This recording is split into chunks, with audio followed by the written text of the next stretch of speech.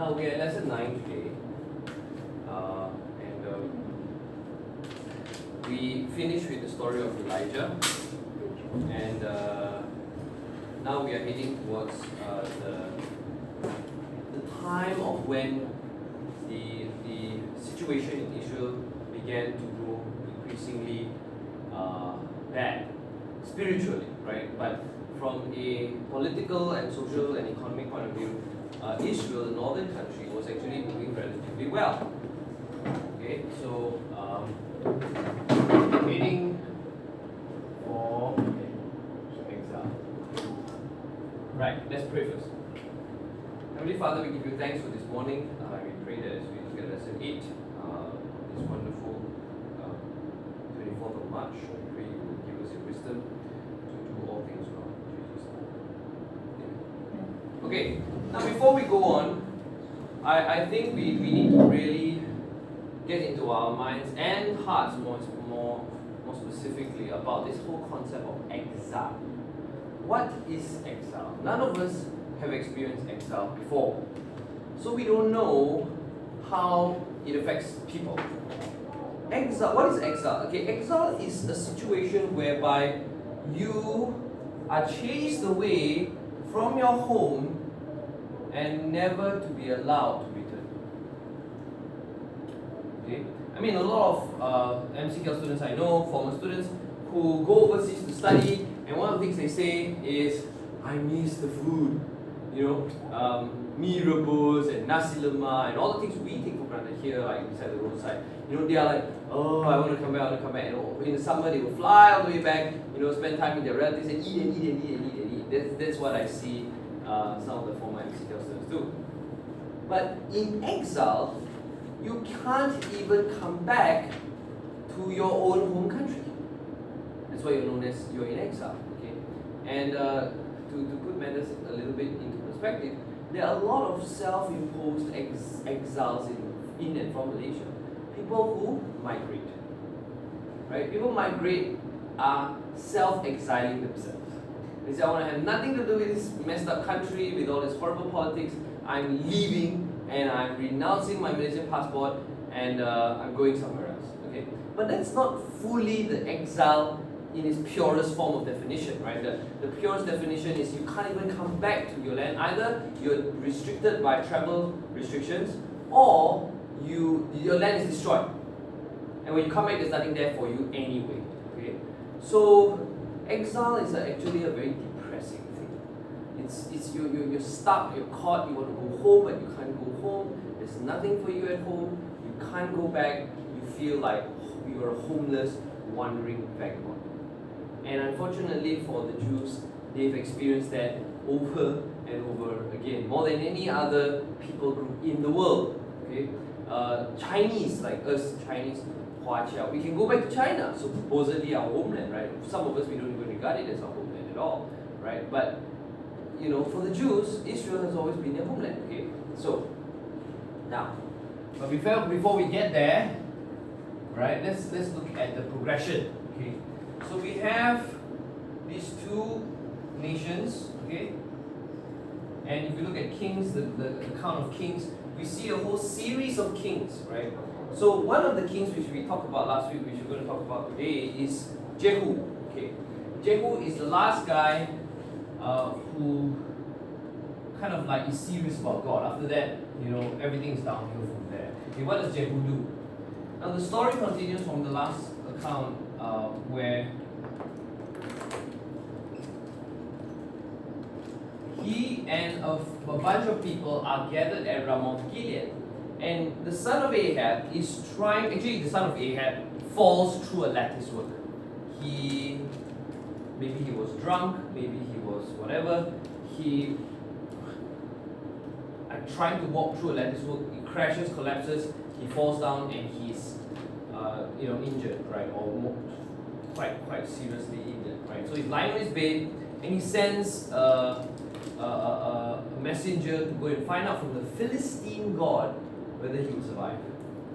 I mean, this is supposed to be a Hebrew, Ahab's son, okay. And when Elisha hears about it, he says, is there no God in Israel that you can consult? Why do you need to consult a foreign God? Okay, and because you didn't consult YHWH, you will die. And and the king dies. No, I know. Don't think like, oh, God's such a cruel God. I mean, you look at it from God's perspective, you realize something is very wrong. Okay. For example, if you had a mother, okay, which you all do, your mother is the one who loves you, cares for you, brought you into the world, and instead of going to your mother when you have a problem, you go to another lady outside who is an annoying, cheating, horrible person who you don't know that is a horrible, cheating person, which your mother knows. And then you go to this horrible, cheating person, neighbor or whatever, who scams your money without you realizing it, who sells your personal identity online so that she can make a profit, and you're like, oh, I want to come to you and ask for your help and all that. How do you think your mother would feel? Do you not have a mother that you can come back to, and so on? Okay, that's how God was feeling. He was like, So this king dies, Ahab dies, as what is prophesied in Elijah. Then one of the other guys, I'm not sure whether it was I can't remember whether it was this Ahab's son's son or Ahab's son's brother, okay, who rises to the throne, right? And he leads together with the son of Jehoshaphat, right, into battle, okay? So they go again to Ramoth Gilead to try and do what their fathers could not do. They gather at Ramoth Gilead, and then in the process of the fighting, again somewhat similar thing happens to the son of Ahab, or the grandson of Ahab. He's injured.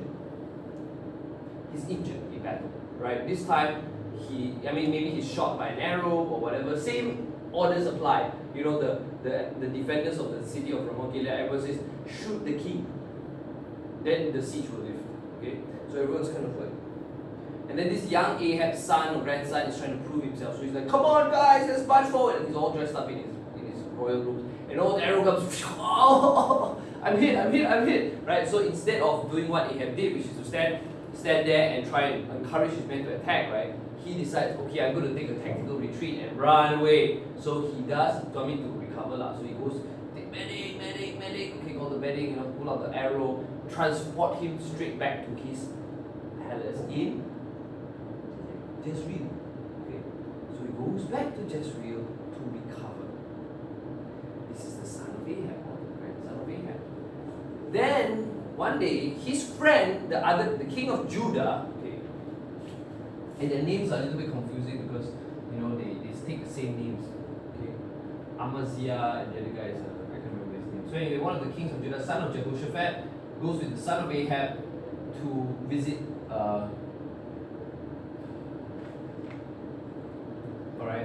Ahab's son or grandson in Jezreel, okay, where he's recuperating. And he goes there and he visits this, his ally who the both of them had marched together to take Ramoth Gilead, but they could not. Now while this is happening, there is a guy called Elisha, who is the successor now of Elijah, who with a bunch of his school of prophets, we learned this yesterday, that he appoints one of these guys in the school of prophets to do what Elijah was supposed to do. God gave Elijah very strict instructions. 3 things he needed to do. One is to anoint Elisha. Next is to anoint Hazael. Now, let's pause for a moment. Who is Hazael? Hazael is actually the king, or would be the king of Syria, or in that time known as Aram. The very country that Israel is fighting against. Doesn't make sense. Okay? It's like God telling a prophet today, okay? Now I want you to go, let's say in Malaysia, I want you to go to Philippines, right? And anoint one of these, these Zulu militants that came into Sabah and, some of our guys had beheaded one of them, but this Chinese guy, right? I want you to go to this Zulu group of people and anoint one of their leaders to be the king, so that they can come and kill our Sabahans more. Okay, that's what God told Elijah to do. Okay, Okay, so that's the kind of God we worship. Don't think it's like, we always have this wrong idea of God. We think, oh, he's this nice guy, blah, blah, blah. I'm not saying he's a cruel guy, but I'm saying that his ways are so higher than ours. We think that, God's supposed to act in this way and that way. Okay. Anyway, he's supposed to anoint Elisha. Okay, fine, we get that. He's supposed to anoint Jehu, and he's supposed to anoint Hazael. So Elijah goes back from his disillusionment, discouragement, and depression, and he anoints Elisha to be his successor. Then he goes back to heaven. Okay, his job is not finished, the same. But whatever it is, he has handed over his task to Elisha. So Elisha personally travels all the way into enemy territory. Remember that Ramoth Gilead was taken by the Syrians or by enemy forces, and both kings had suffered under the hands of the Syrians. Later they would also again suffer under the hands of the Syrians. But this is like treachery. This is like treason. You're going against your country to anoint one of the people in the other foreign country who will then come and kill your own people. So that was what was going on. So Elisha, in disguise probably, sneaks into the capital of Aram or Damascus, and he meets with one of the commanders of the army of Syria, the Aram, the very army that is fighting against his king, okay, Elisha's king, who is the son of Aram, Ahab. Okay. This general is named Hazael. Hazael is actually the general of the king, his boss, is this guy called Ben-Hadad, son of Hadad. Hadad is one of the gods of the Arameans. And he meets Hazael, okay? And Elisha says,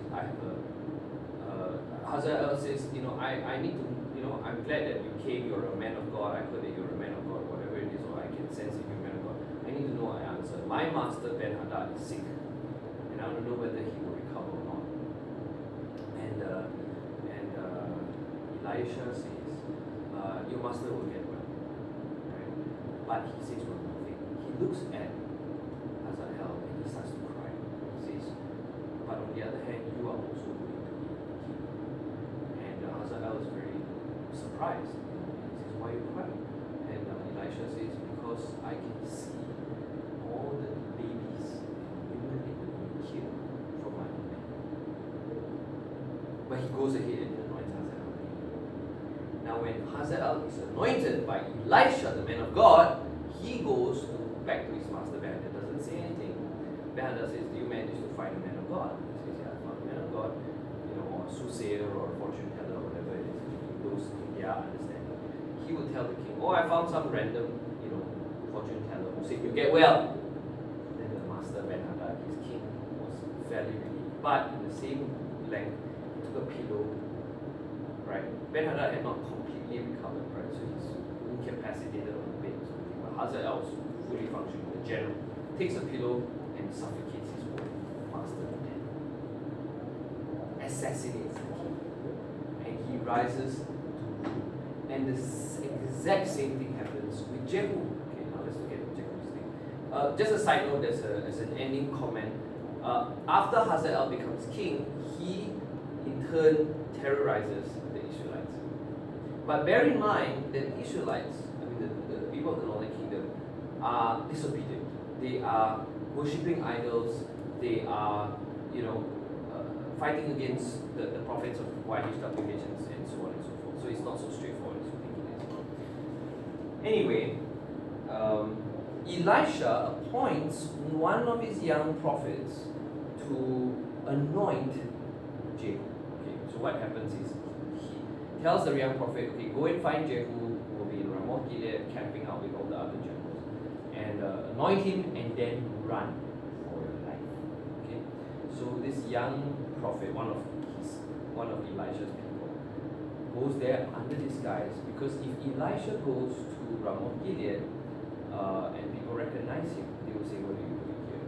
Okay, so he sends an unknown guy, almost pretty much an unknown civilian, with a flask of flagon of oil, olive oil, and he travels to Ramoth Gilead, and when he gets to Ramoth Gilead, he goes and looks, find out where all the generals are, and he says, okay, I'm seeking after Jehu, son of Nimshi. Okay, and so he's having a discussion with all his pals.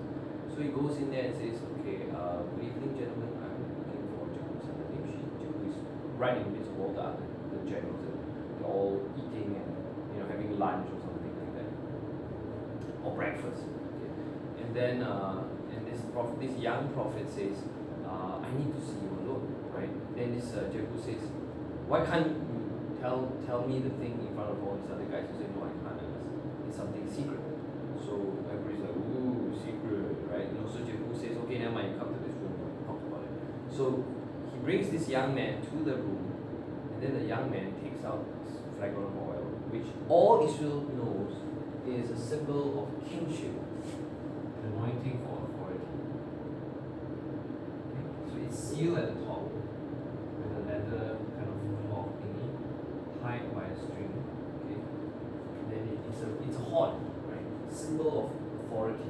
Horn is always a symbol of kingship, authority, leadership. The horn of salvation, the horn of David, the horn of this. So he takes out a horn of anointing oil to anoint Jehu. Jehu immediately is like, what? And then this young prophet says, Elisha sent me to you. Opens the thing, anoints Jehu, and runs up. He basically just picks up and runs, right? Now Jehu comes out, right? His head is dripping with oil. He quickly wipes it off and conceals it a little bit, styles his hair. Okay. Then he comes out, everything normal as if nothing happened. And now, before this, I'm assuming here that Jehu is probably around 50s, in his 50s. A senior guy in the general's army, a general in the army, somebody that lived during Ahab's time, was one of the soldiers during Ahab, saw Ahab die on the battlefield. And then you've got this young prince who falls through the lattice work. Ahab's son, one of Ahab's sons. Now, if I'm a general, what do I think about that? Too bad, so sad. Okay, I never really like Ahab anyway, right? Jehu saw how Ahab killed Naboth, right? So Jehu is a man who fears God to some extent, and he says, I just can't stand these guys, but no choice. I'm a soldier. I got to, that's the only thing I can do. So his son, Ahab's son, dies in a very non-glorious, non-kingly manner, falls through the lattice with his probably child. Okay? So not much respect there for Ahab's family. Then the son, this other son, this young, either grandson or brother, comes along and says, okay, let's go people, let's attack Ramoth Gilead like my father did, right? And with his other friend from Judah, this other prince of Jehoshaphat, right? These two young guys, 20-something, don't know anything about war and combat and all these things, and sending all these soldiers into battle and combat to die just because you want to uphold your father's legacy or whatever, gets injured by a stray arrow. Wow. And these generals are like, okay, send him back. Mama! Jezreel, right? Sends him back to Jezreel where he's recovering. Okay. So, completely naive and not knowing a lot of things. This is the son of Ahab. Okay. And Jehu is seeing all of this. And he's this guy. This is our king. Okay. And when he gets this random guy, prophet who's from Elijah, says that you are now king of Israel, and you will now take revenge for the Lord for all the things that Ahab did, killing Naboth and his family, and so on and so forth and so forth. Okay, and all the innocent prophets of God, prophets of YHWH that you have killed, you must now rise and do what was prophesied. Now, what do you think Jehu will feel? Okay, what's my time? I think I'm the best person to do this. Because he's the most experienced guy, right? And everybody else are weakling losers, incompetent fellas, right? So he goes to it, and all these guys are like, what did that prophet say? Then this Jehu tries to hide it. He says, well, that guy is crazy, these people are crazy. He said, no. They knew, they said, no, something's up. What is it? Okay, what is it, Jehu son of Nimshi?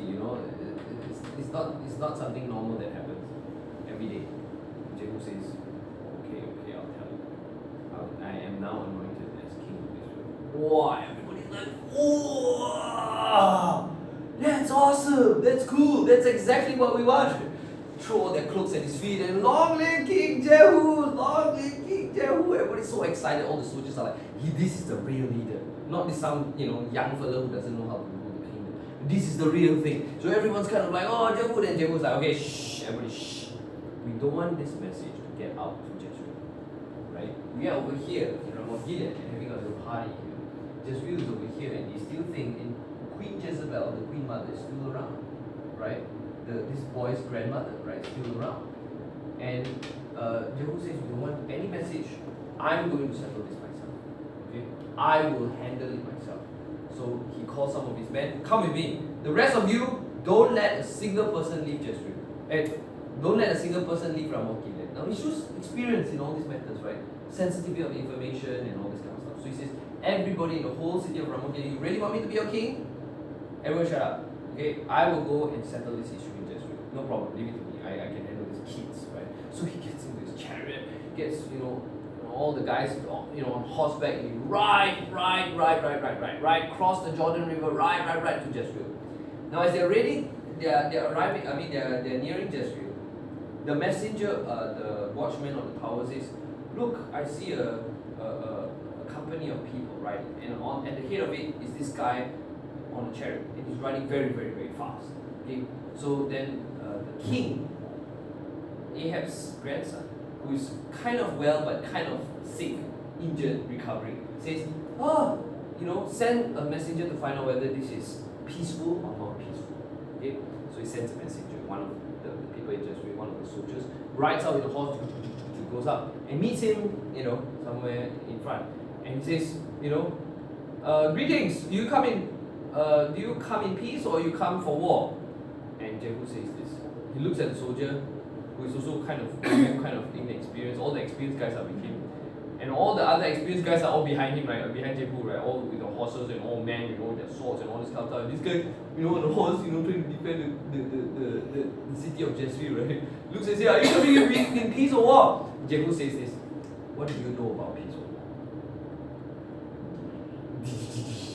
You see, this guy is an experienced guy. He knows how to, get people, right? So this instant, so he said, join me. Then this guy, right? This guy's like, oh my goodness, is it what I think it really is? In the back of his mind, he's playing, but he doesn't have time to think about it before he has to sit. Because he knows that if he tries to run away, turn his horse around, and tries to say, treason, Jehu's trying to kill the king. What will happen? All these guys will, which is exactly what happens later. Okay? These soldiers, they know full well, all the other experienced, commanders and lieutenants and all that, they've got their bows with them, their swords with them, all ready and looking at him. So, what you gonna do? Right? Are you gonna turn back and run like a dog? If you do, then we'll just end it just like that. So he says, okay. So he comes back and joins that little contingent of people who were there. But then if he had sacrificed himself, he would have won. He would have given early warning, but it still would have been too late, because all these guys are the top military guys in the whole of Israel. All the leading leaders, like the cabinet members, as it were, Jehu's own cabinet members, all the top fellas, all the best guys, all the fiercest warriors of Israel are there. Jehu's men, okay? So, and Jehu is the toughest of them all, right? So he carries on. So he's like, right. So they ride. Then again, they said, the watchman says, we sent a messenger, but the messenger didn't come back.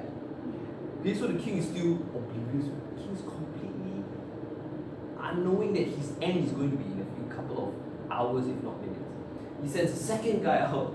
Do you come in war or peace, right? And Jehu says the same thing, right? Does the same exact thing, and this guy now, the second guy on the horse, sees his friend there in prison. Don't even try to fight, right? These guys are serious, right? You better join with the winning side, right? So this second guy joins them, right? And then as they ride, second guy joins them, and then the watchman is like, the second guy joined them. Then the watchman says, when they're coming closer, he says, this riding style reminds me of Jehu son of Nimshi, because he rides like a madman, very fast. Okay? So the king says, okay, maybe I should go and talk to him myself. Okay. Okay, so he decides to bring along his friend, the other king of Judah, who was visiting at the time. He said, hey, you know, Jehu, our commander, you know, they know him because they marched out in battle with him. And, you know, he was the main guy there, right? And they were trying to attack Ramoth Gilead and then he gets hit, right? So this guy, the king of Judah, the crown prince of Judah, also knows Jehu. So he said, hey, Jehu's coming. Let's go and talk to him, meet him, see what's going on, what's happening, what's the big issue. Again, totally oblivious to the fact that Jehu is here to kill. Completely. You know, okay, why do I say this? If he knew that Jehu was coming to kill the two of them, he wouldn't even be riding out to meet him. Am I right? Exposing himself. He would lock all the doors, bar the gates, you know, set up archers on the wall and shoot Jehu and his whole team to death. If he knew what Jehu was going to do. Anybody would have done that, right? I mean, you know, standard safety precautions, right? But there was no safety precautions. It's la la la, let's ride out and see Jehu. You see the inexperience of this king? You see how blurred and naive he was, right? Riding right smack into the mouth of the lion, like, yay! Let's kind of negotiate with this lion. Right? When Never came back, right? Completely blurred, okay? So this king of Israel, Ahab's son, with his friend from Judah, maybe he thought to his mind, Jehu won't do anything. He knows the both of us and we are both kings, you know, he won't do anything so crazy as kill the king. Not realizing that 2 or 3 generations earlier, his great-grandfather Omri was also a general who also killed the previous king. Dang, dang, dang. Very same thing that his great-grandfather did is now coming back to bite him. Karma. Of course I don't believe in karma, but you know, if I explain this way, you understand. So anyway, these 2 naive boys are marching out in their royal chariots to meet Jehu, who is running like a madman, who is after their lives, who wants to kill them. So, you know, they march up to Jehu. Including the Judah guy. Judah? Yeah, including the king. The 2 kings went to see Jehu. Okay? So what happens? They meet Jehu. I mean, if you have your Bibles, it would be great to open it and to double check whether what I'm telling you is correct. Right? So anyway, these 2 kings go up and they said, Jehu, do you come in peace or war? No, what's the big rush, right? And Jehu says this. How can there be peace when, you know, innocent people are killed in this country? Naboth is stoned to death and prophets of God are killed. Wow, that's when these 2 fools are, oh no! What have we landed ourselves with? And they're all surrounded by all the Israel's top soldiers, right? They know they cannot escape, but what do they try to do? Run. They try to run. Again, another big mistake. They're like the king says, treason, treason! Trying to kill the king. He turns around, his chariot. He's probably at most, he probably has 1 chariot driver. Okay, but most likely he just came out alone on his own chariot, trying to show his macho and stuff. Right? He's riding on his chariot. He tries to turn the horse around. And then Jehu just sticks out this arrow, bow and arrow. Takes it.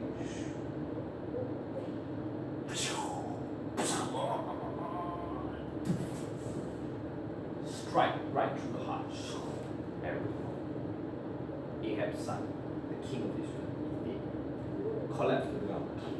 Now, Jehu knows that the family of Ahab, the Omrite dynasty, were not the true kings also. They usurped the throne. Omri was a general in the army who killed the previous king. Okay? So Jehu knew that, I mean, these guys are not legit anyway, so I mean, what's the big deal, right?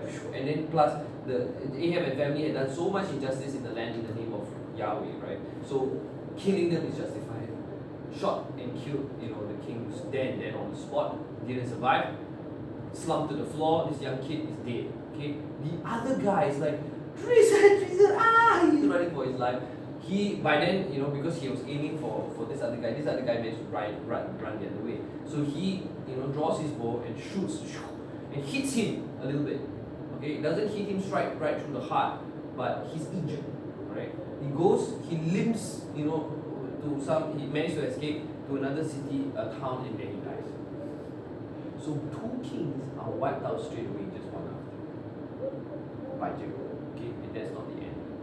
Jehu then rides, he said, take this Ahab's body and dump it at the land of the plot of land of Nabal, because Elijah had prophesied that the sons of Ahab's bodies will be not be even buried, will be dumped at the plot of the vineyard plot of Nabal.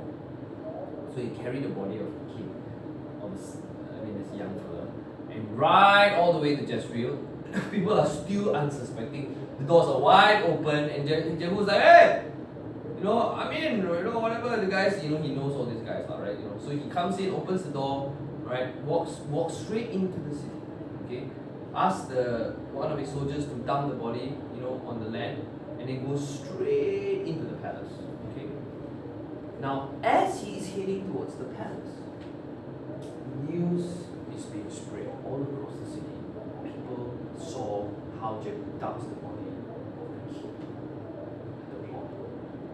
And panic is just sweeping across the city, Jezreel, and he gets to Jezebel, who's in her palace, on the tower, trying to look out.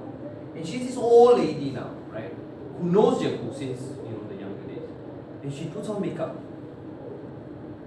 Ahab is long dead. She goes to the window and she says, what do you want, O killer of your master? Almost I want to say, in a seductive voice. Are you here to kill this man? That kind of thing. Or even offering herself for him. But she's too old and Jehu's not interested, and Jehu wants to, wipe out the entire Ahab line. So he looks up and he sees 2 eunuchs, 2 guys who have been serving Jezebel for many years. He looks up at them and says, are you for me or are you against me? So the eunuchs, look at him, he looks at them, he goes, eunuchs. And Jezebel's like, so? What do you want?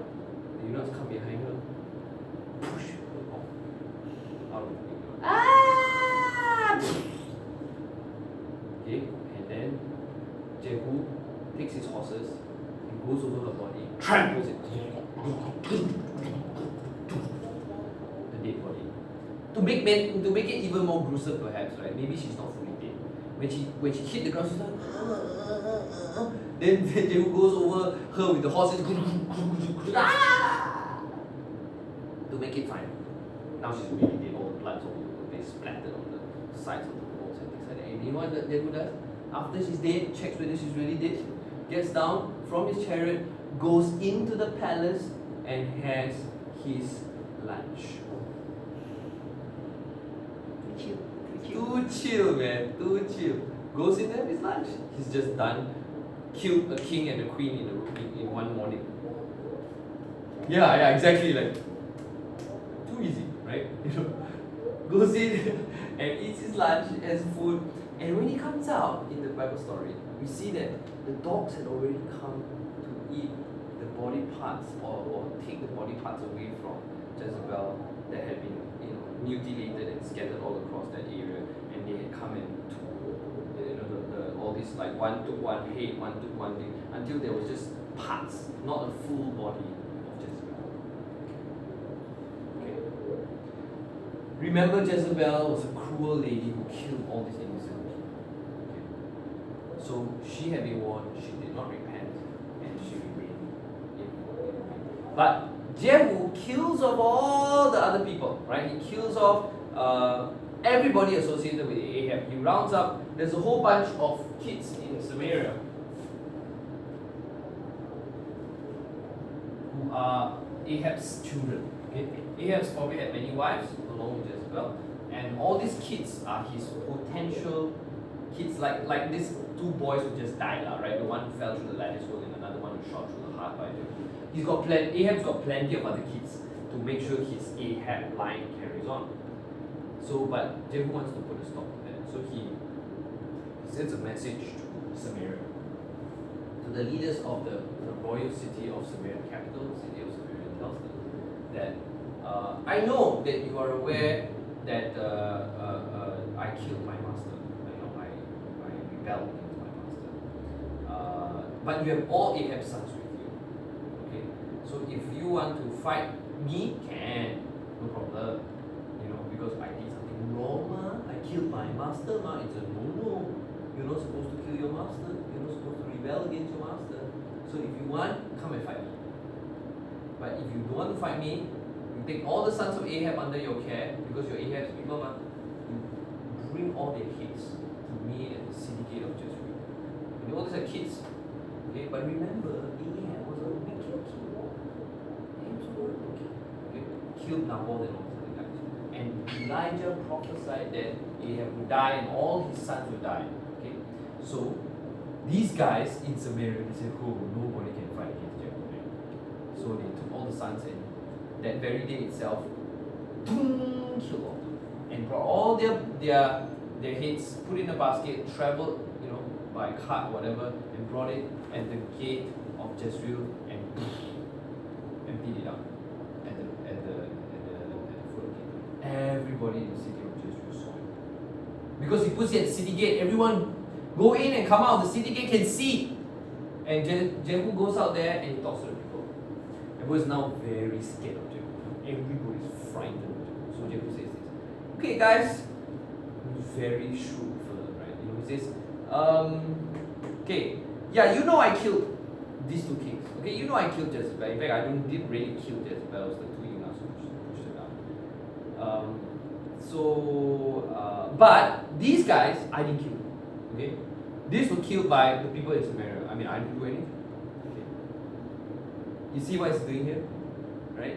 He's trying to calm the people down and unite them under his rule. Okay, smart guy. So all these guys are like, oh. Then he tells them, he reminds the people how bad Ahab was. Killed all the prophets of God. And he says, this is in accordance to the prophecy of Elijah that Ahab's entire line will no descendants. Nobody to continue the throne, not unlike David. David's, there will always be a descendant on the throne, even after the day of Christ. Do you get what I'm saying? You see the contrast there.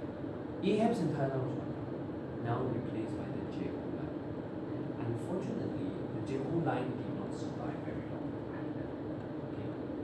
Jehu was also punished, and his descendants also still worshipped at these two altars. He did not destroy these two altars. Okay. He still went to offer formal sacrifices at Bethel and Dan.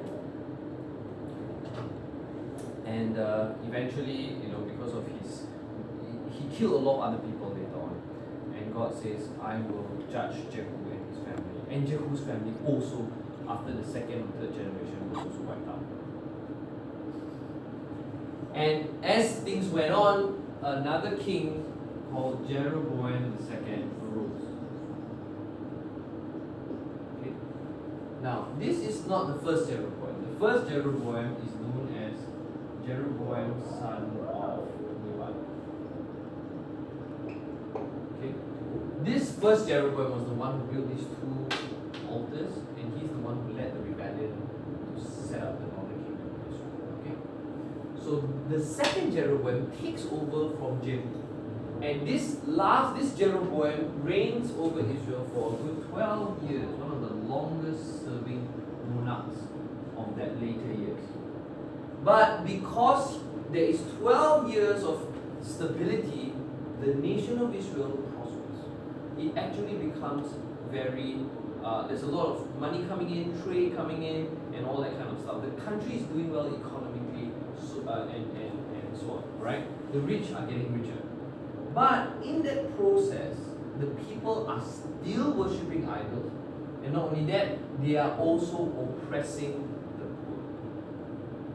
When you become more and more rich, right, the chances of you abusing somebody who's not as rich as you go up. The richer you are, the higher chance of you abusing poor people is greater. It's kind of like when you're on fire, the more you're on fire, the higher chance of you accidentally burning something. I mean, I know it's a funny analogy, but you get the idea. Okay. Now, Jeroboam is the king that's ruling over the northern kingdom of Israel. Okay, in about 800 something BC. Alright, 800 and then to 700 something BC, thereabouts, okay? 6 something all the way, okay?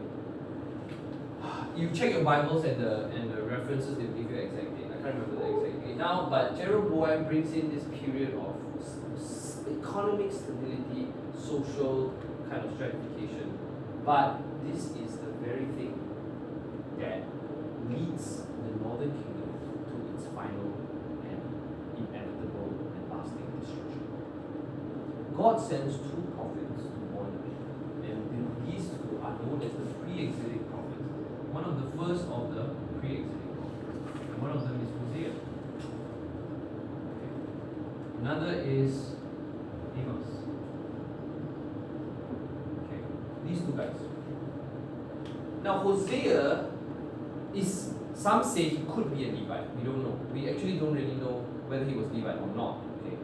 But he was a man among all the whole nation that was worshipping idols and doing all kinds of things. These are God's people. God's people are worshipping idols and doing all kinds of horrible things. Abusing the poor and oppressing the people. But Hosea is a man who wants to serve God and so on. So God tells Hosea, according to the story, Hosea 1 to 4, 1 to 3, asks him to marry a girl who is not faithful. Some say it's a prostitute, some say it's a promiscuous woman, that means a woman who wants to sleep around, okay? And she's okay with that, right? We only think that sometimes, nowadays in our kind of society, that we get that more. But actually in those days, there were people out there who were doing that. Anyway, Hosea obeys God and he brings this girl called Gomer, his wife, to make her his wife. And endures tremendous heartache, betrayal, humiliation, because she is sleeping around even after he gets married. So he doesn't even know whether, when she gets pregnant, whether it is his kid or some other random guy's kid. Okay? And God tells his beloved servant Hosea to do these kind of things. I mean, God, it's a sadistic way of testing it, isn't it? No, it's like more for him to experience what God feels for him. Yes, but I mean, it's a horrible thing to ask your the closest person to you, Hosea, one who loves you, one who serves you, to do and go through, right? But I'm just telling you, this is the God you serve. You sure you check the right address? Oh, God is rich and gracious and loving and merciful and so on and so forth. But he kills his own son. You were there at the Easter rally, right? He crushes his own son, the one who loves him the most. This is the God we worship. Sure, you got to worship him. Okay. So, he calls Hosea, but I mean, Regina is right. Actually, God wants us to share in his feelings. He wants, because we love him so much, or the people of God love him so much, God wants to share how he feels, and he uses and asks Hosea to do. It's almost like Hosea coming to God in his prayer time and says, God, ask of me to do anything and I'll do for you because I love you so much. Wrong move, bro. I mean, if you really love God, you do that. I mean, anybody who loves God really much, like a lot, like seriously a lot, when he or she comes to God, they will say, God, I love you so much, I'll do anything for you. Tell me what to do. And God tells you to do something crazy, like in Abraham's case, sacrifice your son. Okay. So, God asks Hosea to marry this horrible woman, right? Who he does, right? And then he gets all these kids. Okay, he gets like 3 kids. And he calls them Lo Ruhama, Lo Ami, and Jezreel. Okay. So he gets 3 kids. And he, in his book, records for us the frustration and anger of God towards the apostates.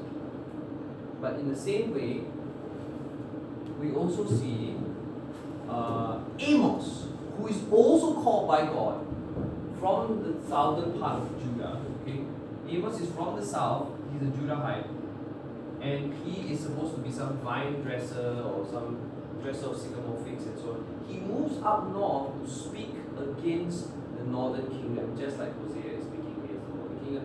And he also speaks against the altar in Bethel. And he gets confronted by one of the official priests or prophets who are based there in Bethel, who are serving the king and so on.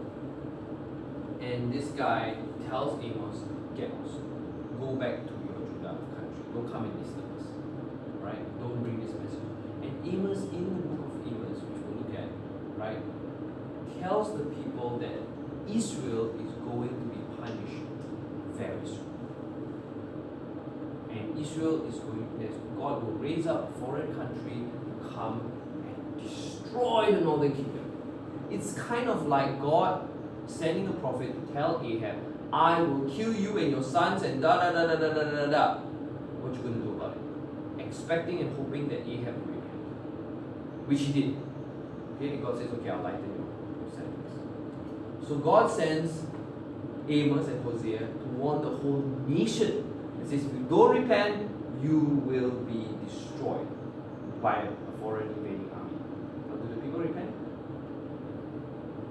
Even the people of Nineveh, the capital of Assyria, when God sent Jonah there, they repented. Jonah is also around that time. Okay? Around that period of time, around this period of time in the northern country, right? Jonah goes, God calls Jonah among all these people here, right? These guys are Jonah, Hosea, Amos, Hosea and Jonah. They are the northern country guys, right? And they are like one of the 7,000 that have not bowed their knee to Baal. But they are like relative unknowns, okay? So God one day speaks to Jonah and says, okay, go to Nineveh and tell the people if they don't repent, I'm going to destroy them as a city and as a civilization. But Jonah doesn't want to do that because he hates these Assyrians. The Assyrians have done horrible things, okay? And eventually the Assyrians will come and destroy something like Hazael. God asked Elisha to go to anoint Hazael, knowing that one day Hazael will come and destroy him. Okay. So of course there is a whole interchange between Elisha and Hazael. There's a whole saga of how, there's a war that's going on between the Syrians and people like Naaman and all these people. There's a lot of stories inside there, which I won't go into the detail of it. I want to focus more on the prophets. But let's carry on with Hosea and Amos in our next lesson, when we go into the actual text. So bring your Bibles if you have them in your office or whatever, or on your phone. We're going to look at some of the examples, and I'm going to just do a textual kind of comparison between different prophetic books to see the different context and different time, drove the prophets to write in different ways. Okay, right. So I will see you